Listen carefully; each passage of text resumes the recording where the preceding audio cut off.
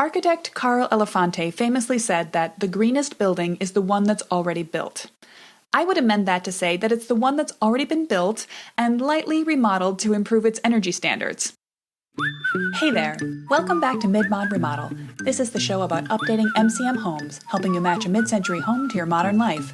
I'm your host, Della Hansman, architect and mid-century ranch enthusiast. You're listening to Season 4, Episode 4. Today's episode is going to get into some of the ways that you can incorporate sustainability into any remodeling work you do on your ranch. First, a little background on me. Before I fell, or maybe dove, down the rabbit hole of mid-century ranch remodeling, my entire architecture background had been centered on sustainable design.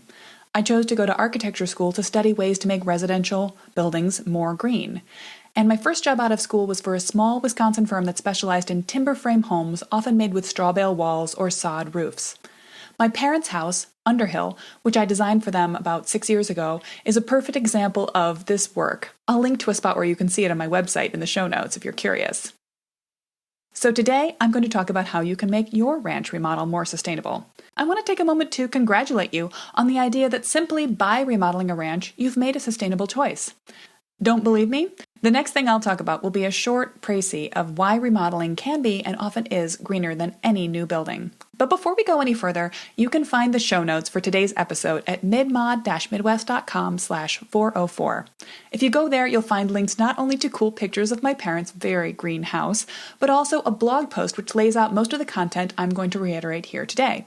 This topic was originally a lecture that I gave at the Midwest Renewable Energy Association Energy Fair in 2018, and that lecture was subsequently rolled into a detailed blog post, and now this podcast for you. Sustainability isn't something that I talk about as much or as loudly these days as I have in the past, but it is still the center of everything I do, an essential driving force behind my goal to help people remodel their mid-century ranches. So let's talk about why I believe that helping people love, update, and improve America's 15 million ranch houses has such a powerful and positive impact on our planet. Architect Carl Elefante famously said that the greenest building is the one that's already built. I would amend that to say that it's the one that's already been built and lightly remodeled to improve its energy standards. So if you want to live in a relatively sustainable single-family home, consider a ranch.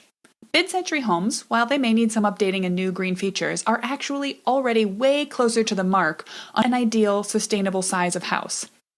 When people talk about a green or sustainable home, they usually visualize a brand new house designed from scratch and filled with a laundry list of all the latest green tech bells and whistles.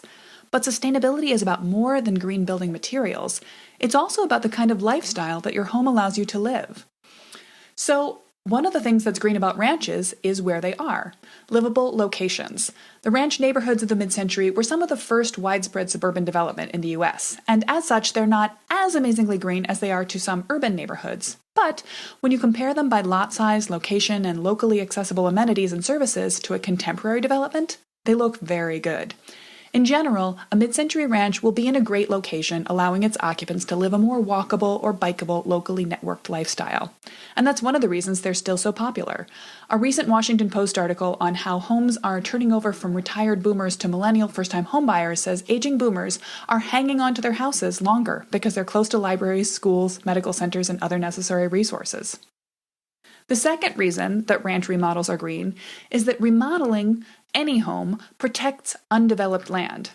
Basically, to be a sustainable community, we need to preserve as much of the existing green space as possible. Every bit of new construction, whether it be a hospital, a road, or a house, takes away from the space that rain can fall from the sky and land on the ground and soak right in. It creates runoff problems and heat island problems and innumerable other unsustainable things.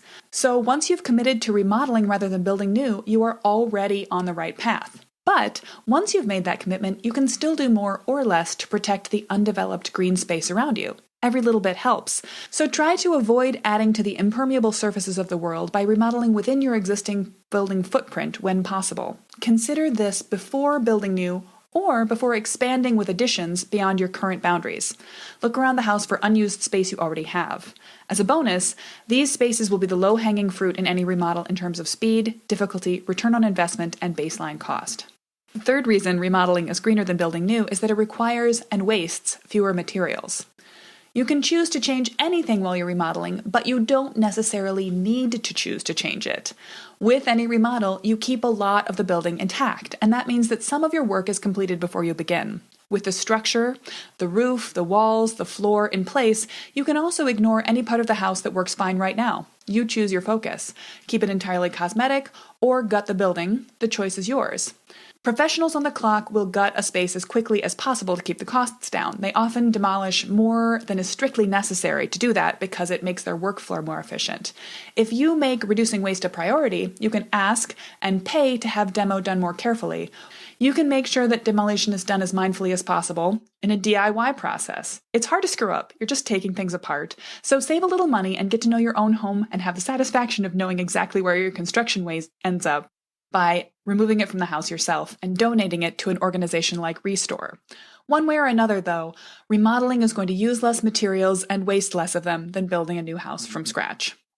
The final reason is that remodeling involves constraints, and design is about problem solving. Any designer will tell you that constraints and complications make for a better and more clever design. Also a smaller one. A good, sustainable mid-century remodel is one that solves problems one after another. Issues ranging from zoning restrictions to awkward structure placement to the struggle to reuse materials you find in the house. Remodeling and working with existing conditions can make your and your architect's life a little more difficult, yes, but it also leads to more creativity. It can also provide clarity and reduce the problem of over-design. Working with existing conditions helps you pare down your plans from everything you ever thought of to what you really need and want. So now that we've covered a little of why remodeling is a strong, sustainable choice, let's talk about what you can do to make your mid-century remodel as green as possible. Here are a few key concepts to always keep in mind. These are always in the back of my mind. And you can apply them to any remodel process to make sure the outcome is more sustainable and livable in the end. First, emphasize natural light. Anytime you break out the demolition tools, make a point to improve your access to natural light. Generous access to daylight is good for the environment. Keeping the lights off uses less power and generates less heat in the home, which requires less artificial cooling. It's also better for you and your health. A study conducted by Northwestern University found that office workers in buildings with daylit spaces, this is pre-COVID, slept better, had more activity in their life, and reported a higher quality of life than their artificially lit counterparts. It follows that having the same access to natural light in your home, and now work-from-home space, have similar benefits. Why wouldn't everyone want that?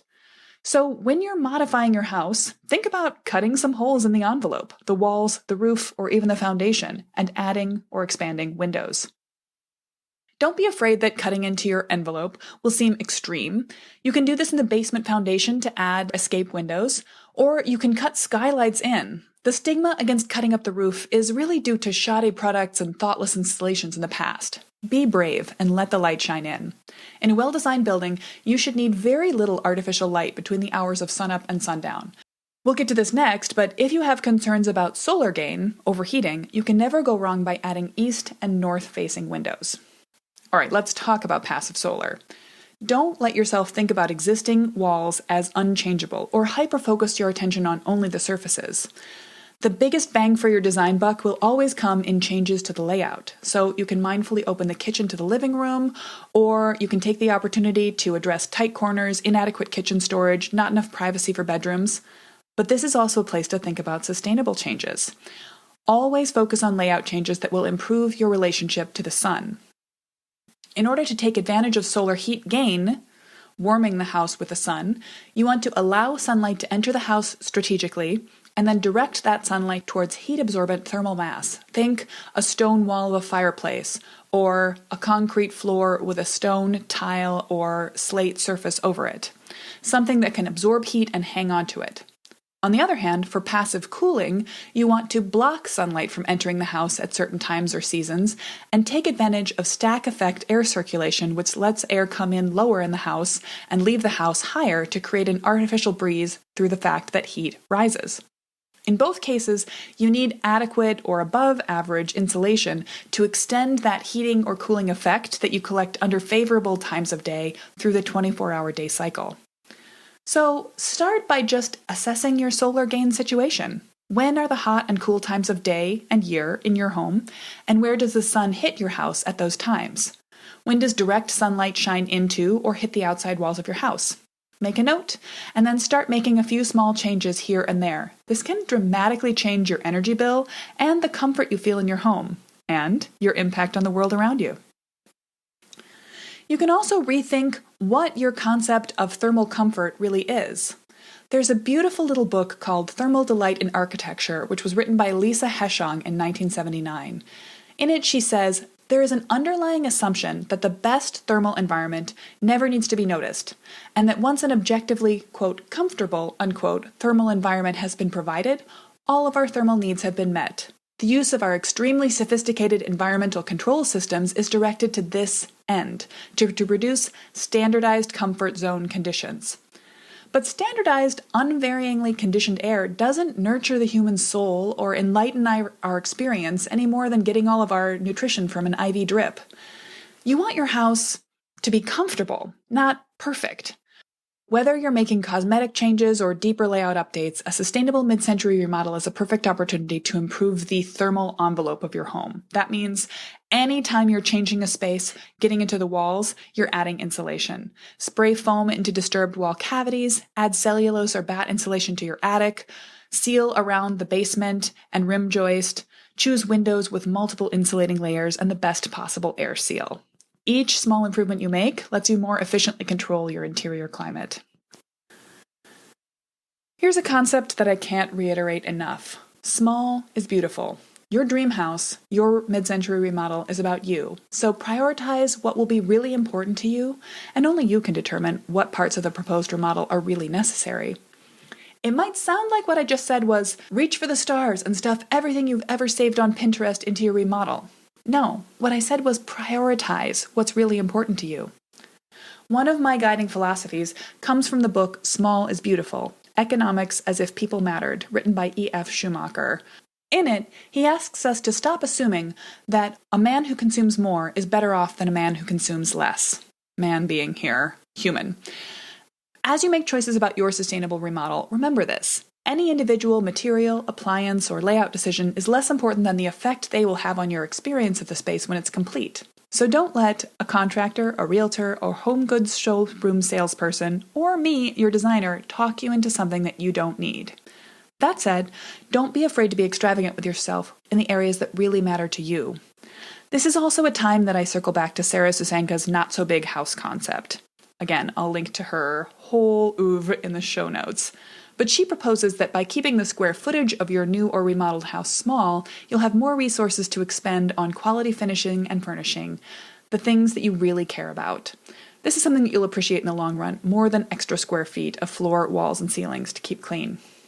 Another way to bring sustainability into your house is to focus on the product and material choices.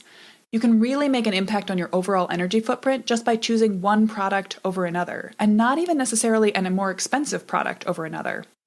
Choose sustainable and healthy materials, whether or not they cost more, because it will result in a better quality of life and a longer lasting product, which for a homeowner is an investment that will pay off. Here are a few examples. Watch out for VOCs, volatile organic compounds, which will be found in paint, cabinetry, and engineered floors. Always choose a low or no VOC option. Look for wood that comes from sustainable sources. Sustainably grown, renewable, or reclaimed products are always better than the opposite. Try to source locally to cut down on transportation and energy costs, and also to support your local community's economics. Select products made from one or a few materials rather than conglomerated engineered products, because they'll be easier to repair or recycle in future. And when in doubt, consult a third-party rating system. Look for Energy Star, Green Guard, WaterSense, Forest Stewardship Council, and Green Seal verifications that the products you're looking at are of good quality. One last way to be sustainable is to think about the longevity of your design choices and go for long-term or timeless design over trendiness. This is definitely in line with everything that I preach about mid-century design for mid-century houses, rather than updating them to match the latest trend. So many trendy home design items quickly become dated and then are torn out, thrown out, and replaced. You can see these era-based trends that dominate in fashion also expressed in home design, and they can change just as quickly. Now, ultimately, your house is for you, and I encourage you to make design choices that please you personally. But if you don't feel strongly about some aspect of the house, avoid leaning too hard into the latest cutting-edge fashion for remodeling. As fans of mid-century design, we have a responsibility to preserve that mid-century character as intact as possible for future generations. So, I recommend choosing your battles. If you love a trend, embrace it. But try to apply trendy styles to the most modifiable parts of your house, and not the least. Go crazy with paint colors or fabric choices, but be more cautious with siding colors or painting brick. P.S. Please don't paint your brick. So to recap, all the choices that you make that bring your mid-century ranch closer into alignment with its mid-century roots help perpetuate a system of timeless design that will last through many subsequent eras. And when you choose high-quality and sustainably produced materials, they'll probably last longer and need to be replaced less often than their less careful counterparts. You can incorporate green choices into a remodel without making it look like the latest trendy gizmo gadget-based house. I really believe that all mid-century remodels are at heart sustainable, and I love to see them happen. One more thing before I let you go. Remember, good and sustainable design take time. Often when you're working on a mid-century remodel, you're eager to get moving as soon as the idea is fully formed. And honestly, you may have other timeline factors that encourage you to move as quickly as possible, just like a bridge loan or a mortgage, or a date or deadline in your life that's driving your schedule. But if you can take time, I advise that you do. I believe in the power of time to improve design. Good design doesn't happen in a rush. Allow for the leavening effect created by waiting with your plan in mind and letting good ideas rise to the top. All right. You can find all this content written in blog post form on my website. Find the link in the show notes at midmod-midwest.com/404. Or if you're looking for personalized advice on how to make your mid-century remodel more sustainable, you can reach out to me through the link also found in those notes. You can help new listeners find the show by adding a rating and review wherever you listen to podcasts. Don't forget to subscribe to the podcast to make sure you never miss an episode.